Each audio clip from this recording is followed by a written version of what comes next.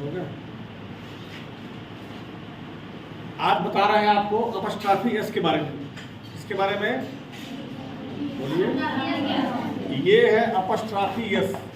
देखिए ऐसे लिखा जाता है ना।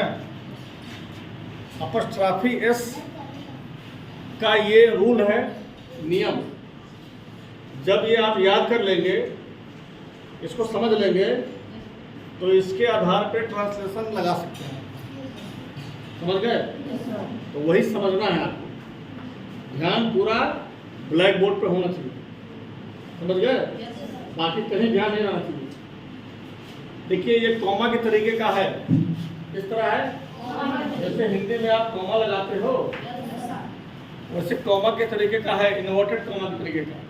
तो ये ऐसे लगा रहेगा और एस लिखा रहेगा। इसका नाम क्या है?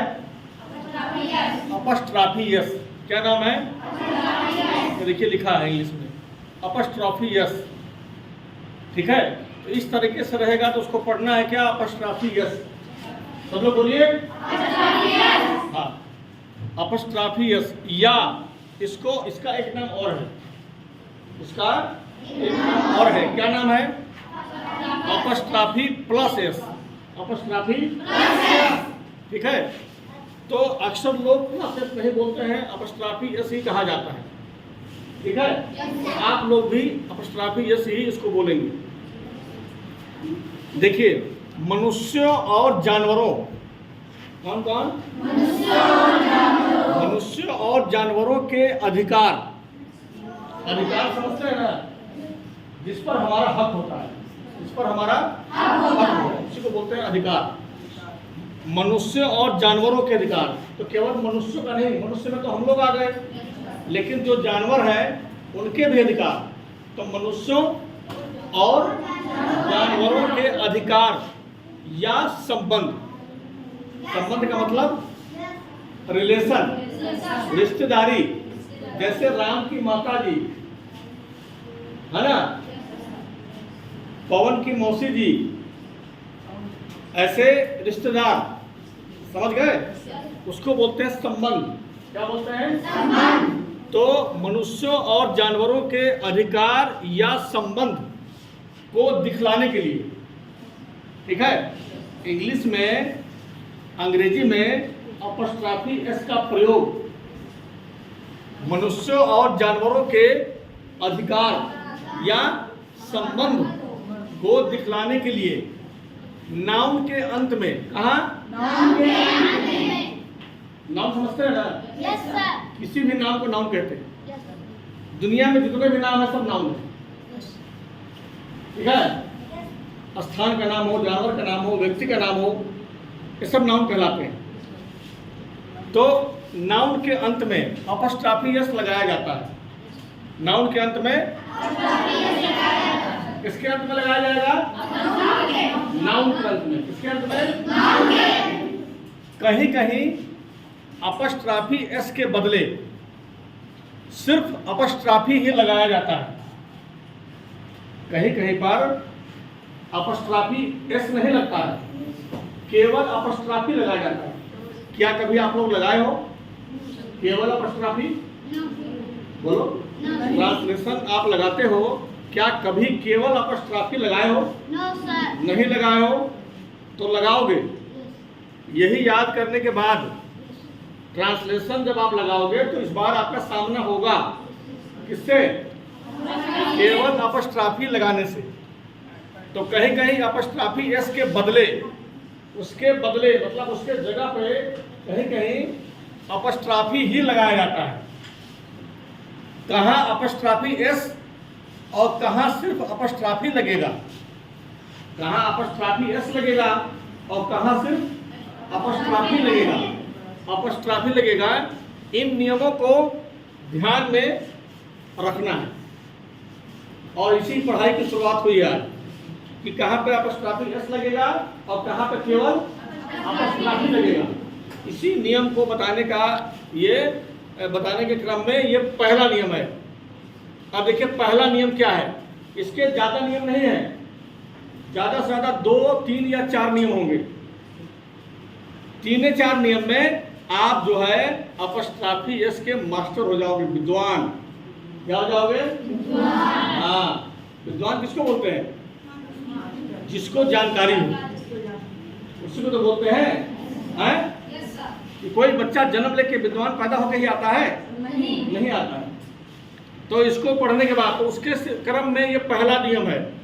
पहला नियम क्या है? ध्यान से देखिए, प्राणी बोधक। क्या?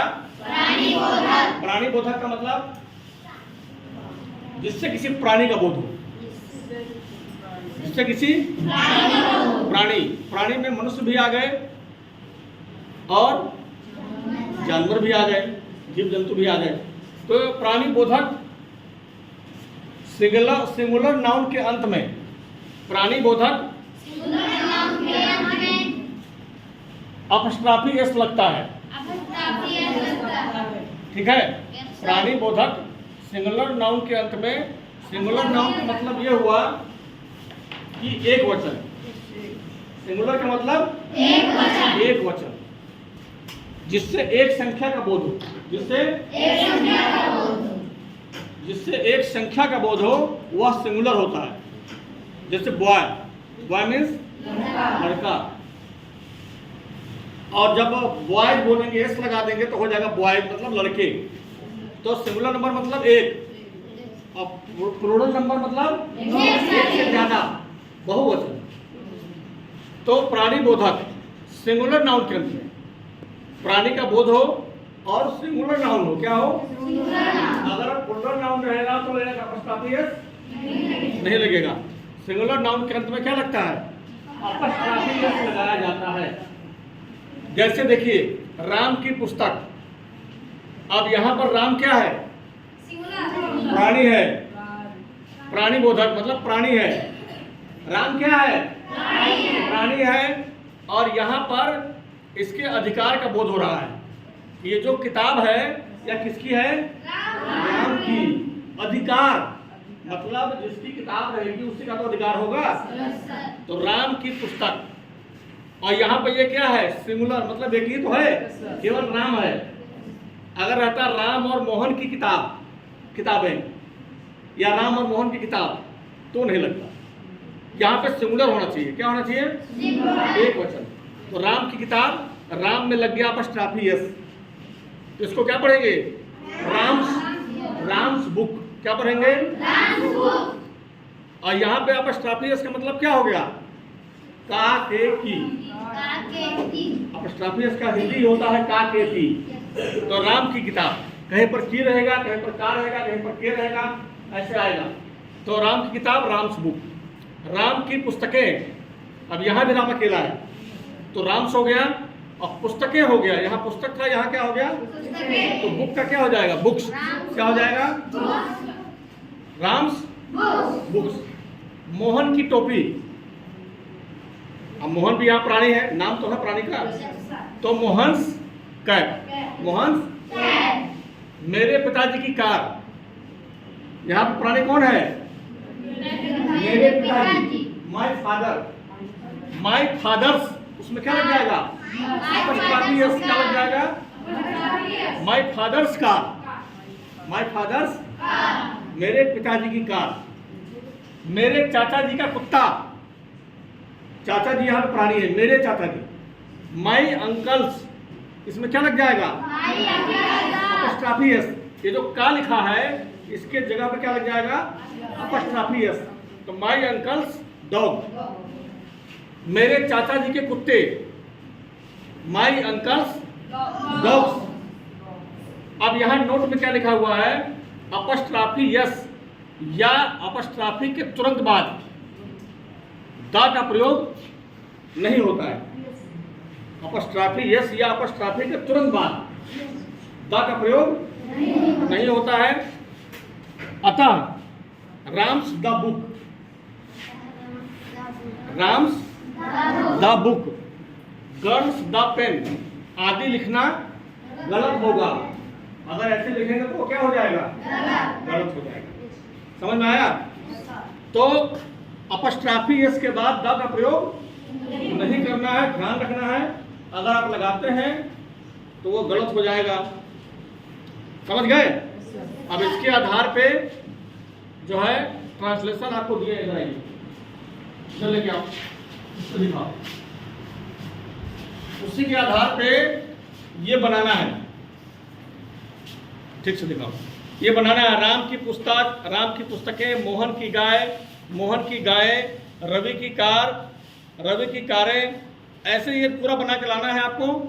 गाय का दूध, गाय की पूंछ, समझ गए? तो इसमें आप बनाने से पहले ध्यान रखना क्या कि इसमें जो हिंदी का शब्द है, जो हिंदी का उसकी अंग्रेजी आपको आता है या नहीं आता है, उसको आप लिख लें, उसको याद कर लें, नियम याद कर लें, फिर उसी नियम पे लगेगा पूरा, और कोई नियम इसमें नहीं लगेगा।